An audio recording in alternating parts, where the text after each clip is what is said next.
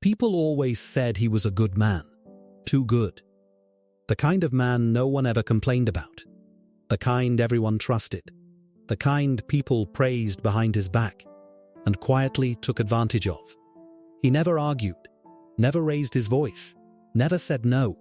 He smiled when he was tired. He agreed when he was uncomfortable. He stayed silent when something felt wrong. And slowly, that kindness began to destroy him.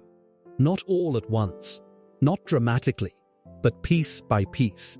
Most people think kindness is always a strength, that being nice makes life easier, that if you give enough, love and respect will eventually come back to you. But no one talks about the danger of being too nice. No one warns you what happens when you keep choosing peace over truth, approval over self-respect, and comfort for others over honesty with yourself. This is the story of a man who learned that lesson too late.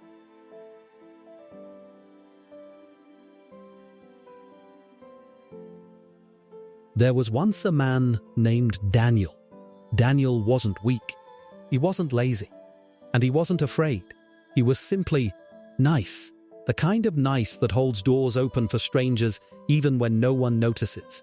The kind that listens more than speaks. The kind that understands everyone, even when no one understands him. From a young age, Daniel learned one lesson very well. Be kind, and people will love you. So he believed it. He built his entire life around it. He became kind to everyone, even when it hurt. At work, Daniel was known as the dependable one. He arrived before anyone else and left long after the office lights dimmed. If a coworker struggled, Daniel stepped in. If a deadline was missed, Daniel stayed late. If a mistake was made, Daniel quietly took the blame. Not because it was his fault, but because it was easier than conflict. Each yes felt heavy. Each favor drained him a little more, but he smiled through it. People noticed. Daniel is so reliable. Daniel is such a good guy. We're lucky to have Daniel. Their words sounded like praise. But slowly, something changed. The more Daniel gave, the less people respected it. Requests turned into expectations. Favors turned into obligations. His kindness stopped being appreciated and started being assumed. One evening, as Daniel walked toward the break room, he heard laughter. Two co-workers stood near the coffee machine. "Just ask Daniel," one of them chuckled. "He never says no." They didn't whisper. They didn't care who heard. Daniel froze, not angry, not shocked, just empty. In that moment, something became painfully clear. They didn't see him as kind. They saw him as convenient. That night, Daniel sat alone in his apartment. The room was quiet, too quiet. His phone buzzed. Another message, another request, another polite sentence hiding a demand.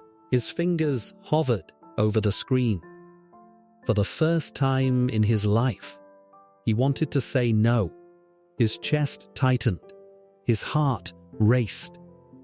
But fear whispered louder. What if they're disappointed? What if they think less of you? What if they stop liking you? So he typed a familiar reply. "Sure, I'll handle it." And just like that, he disappeared again. Daniel believed kindness meant sacrifice. So he sacrificed his time, his energy, his weekends, his peace. He told himself it was normal, that this was what good people did. What he didn't realize was this. He wasn't being kind anymore. He was being used. Years passed. Daniel's smile grew quieter. His laughter became rare. The warmth in his eyes faded into exhaustion. Not because life was hard, but because he never allowed himself to rest. He felt invisible. Not because people ignored him, but because no one saw who he truly was. They only saw what he could give. Then, one day, something small but painful happened. Daniel worked on a major project for weeks. Late nights, missed dinners, cancelled plans. When the project succeeded, the manager gathered the team. Smiles, handshakes, praise. Everyone was congratulated, everyone, except Daniel. Later that day, the manager pulled him aside. "You're dependable, Daniel," he said. "But if you want recognition, you need to speak up more." Daniel nodded politely. But inside, something broke. That night, Daniel walked alone under dim streetlights. The city felt distant, quiet. For the first time, he asked himself a question he had avoided his entire life. Why am I so afraid to disappoint people? The answer hit hard. Because he had built his entire worth on being liked. If people approved of him, he felt valuable. If they were happy, he felt safe. And the thought terrified him. The next morning, something changed. Not loudly, not dramatically, quietly. When a coworker asked Daniel to finish their work, he paused. His heart pounded. His throat tightened. And then he said two words he had never said before: "I can't." The room felt tense. The coworker frowned. Daniel waited for anger, for disappointment, for rejection. But something unexpected happened. The world didn't end. That week, Daniel said no again, then again. Some people looked confused. Some were annoyed. Some stopped asking altogether. A few slowly drifted away, and that hurt. But something else happened too. Daniel began to breathe again. For the first time in years, Daniel had time. Time to rest. Time to think. Time to remember who he was before he tried to please everyone. And slowly, a painful truth became clear. Not everyone who smiles at you respects you. And not everyone who benefits from you values you. Daniel noticed something strange. The people who truly cared about him stayed.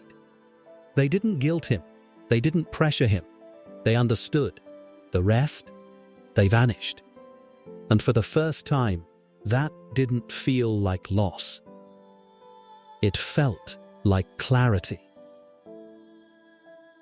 Months later, Daniel walked into the office differently. Not louder, not aggressive, just grounded. When he spoke, people listened. Not because he demanded attention, but because he finally respected himself. Here's the lesson Daniel learned too late. Kindness without boundaries is not kindness. It's self-betrayal. You don't have to be cruel to protect your peace. You don't have to be loud to be strong. But you must draw a line. Because the world will always take, until you decide to stop giving everything away. If this story feels familiar, if you see yourself in Daniel, remember this: being kind is beautiful, but being kind to yourself comes first. If this story helped you see yourself more clearly, subscribe to Mindful Tales for stories that awaken inner strength. And share this with someone who has big dreams, but keeps sacrificing themselves to please others. Sometimes, one story is all it takes to change a life.